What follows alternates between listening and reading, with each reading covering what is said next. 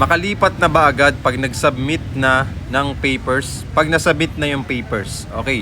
So Ma'am Kiara, once na nag-submit na po kayo dito ng papers, okay, dadaan po muna tayo sa pre-assessment or pre-approval process. I-check po muna natin kung qualified po kayo. Makakuha po ng 10K to 25K cash out promo na no down payment.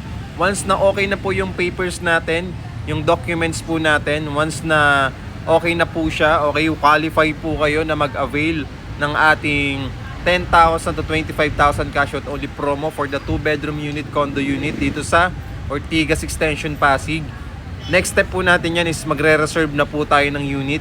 Titingin po tayo ng actual unit na magugustuhan po ninyo.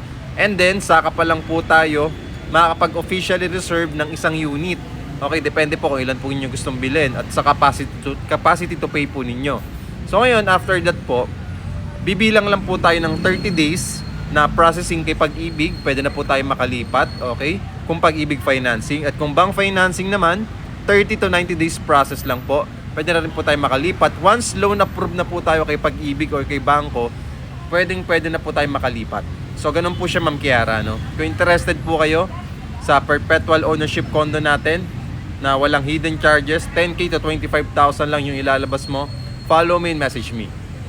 At syempre, bago kayo mag-follow at mag-message, bago kayo mag-comment, bago kayo mag-message, dapat po naka-follow po kayo sa akin para ma-prioritize po natin yung inquiry po ninyo, yung katanungan po ninyo.